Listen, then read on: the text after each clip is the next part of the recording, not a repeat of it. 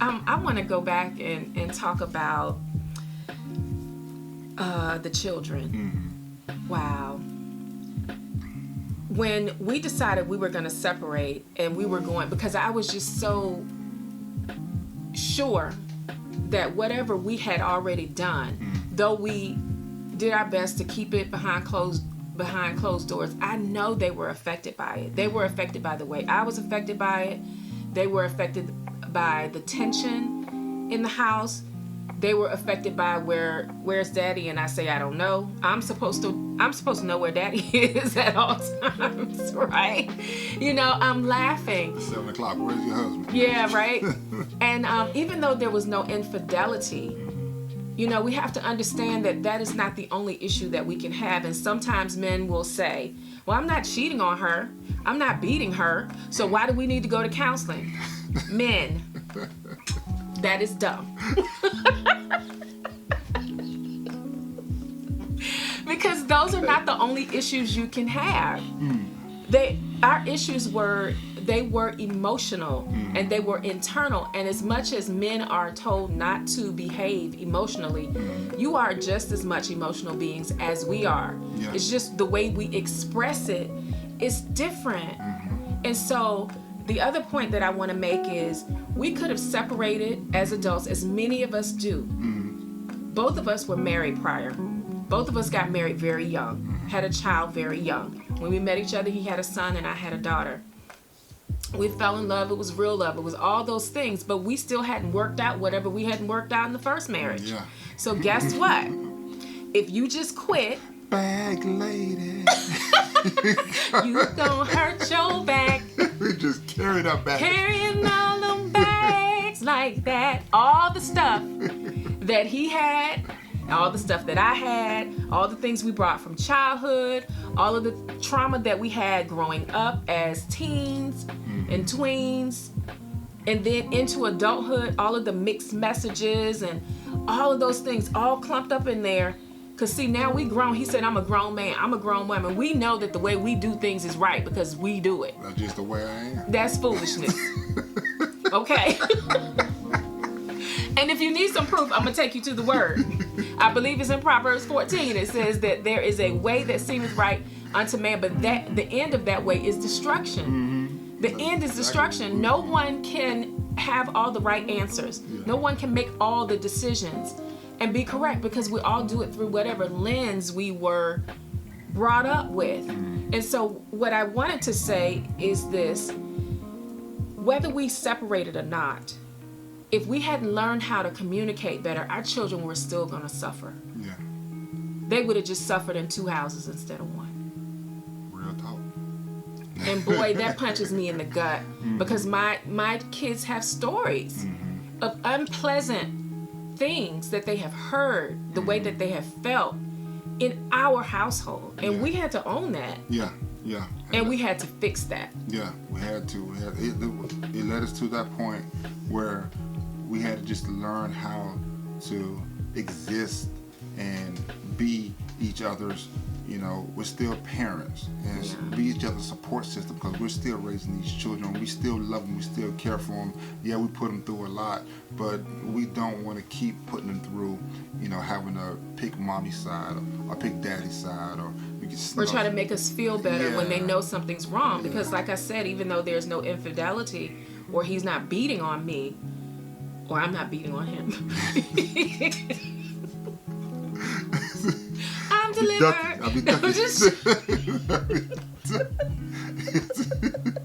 I have to say that because sometimes women are the ones who do the swinging. And that's just honest. That's right. And that's even more difficult for a man to confess and talk about.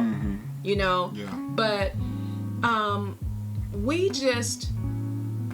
we did premarital counseling. When we got to the point of separation, we decided together, yes, we're going to go to counseling. And at first it was for the sake of the children. And then we decided we're just going to go. And then Vince decided, I want to go, even if I don't get you back. I want to go for myself because he started to, I think, see himself. Yeah. And he was like, why am I doing the things that I do? because we're very affectionate, and we always were very affectionate. It's just that when that 2% of the time came, there was such a stark change. And so how could the children not notice what was going on? And sometimes we do ourselves and our kids a disservice pretending like they cannot see. Yeah, the door's closed. They can't hear us. They can't hear us. They have eyes. You know, Mama didn't cook again voice. tonight. When we going to McDonald's, Daddy didn't come home. Is he sleeping on the couch? Did you see Dad sleeping on the couch? I'm sleeping out of the bedroom. Right. All those things send messages. And the family and marriage are God's institution. Yeah. Marriage is not, and I heard someone say, Siobhan Smith, I love her. I don't know if you guys know her, but if you don't, look her up. She's a really great, actually she's a pastor, co-pastor now in New Jersey. And she shared something a couple of days ago about how marriage is not about love. You never hear God say he put Adam and Eve together for love. Yes, it's not good for man to be alone, but we were put together for a purpose. The purpose was to produce, reproduce, multiply, to build God's kingdom. And how can we do that if we are the threefold cord and he's got one end and I've got another end of the threefold cord? God is right there with us because he'll never leave us or forsake us. And he's pulling and ripping at his end, and I'm pulling and ripping at my end, trying to get my way.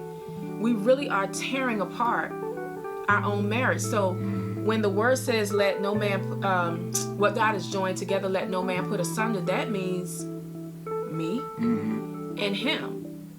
Because most of the time, it is the couple that destroys the marriage. Yeah, and the what is the institution of marriage. But in this case, we decided that we're going to take that vow to marry each other. So now we are the what. You know, it's not so much that God put only two people together, like she said before. You know, we both been married before. So we took a vow then, and things did not work out. And here we are again, taking this vow to love each other to death do us part and all that good stuff like that. And what it was an option to we to lied. say that. So what God's put together, he's honoring the institution of marriage. Yes. Okay. Not who. Very Not good. who. Thank you. Yes. Very good. Very good. Very good. I love that. I love that because what we do sometimes, like last week, babe, you said maybe I'm just not the one for this marriage. I was like, huh?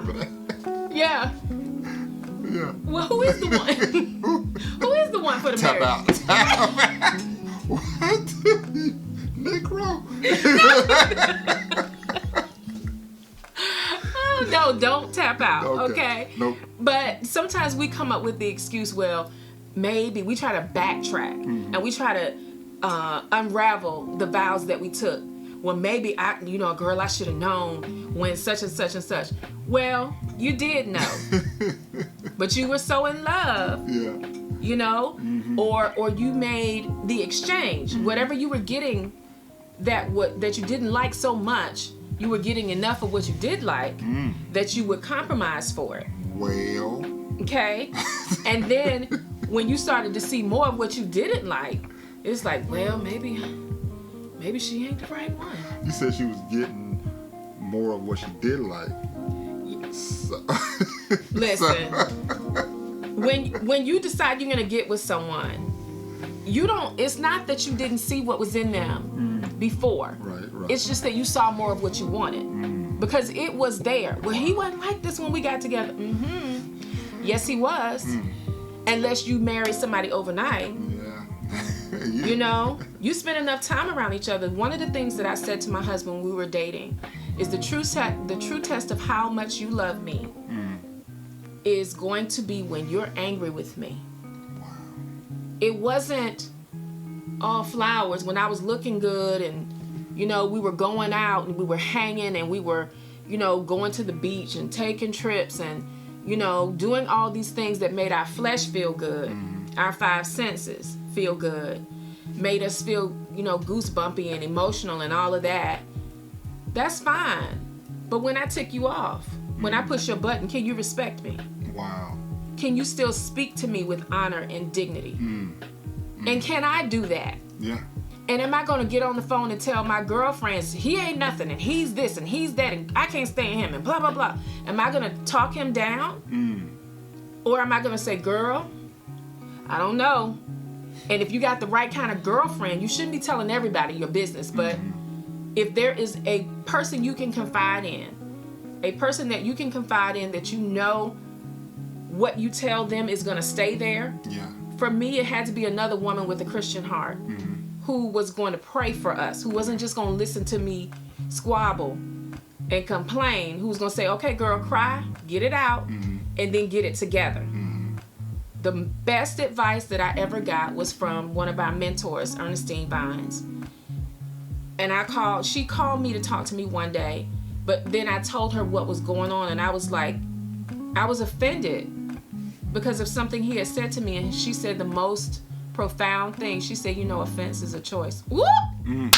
Wow. She burnt my bread with that one. She said, offense is a choice. It changed my whole focus.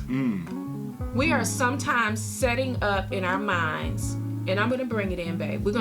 Sometimes we set it up in our minds what we will do, what we won't do, what I'm not going to take, and what you're not going to tell me. You draw the line. We draw a line in the sand.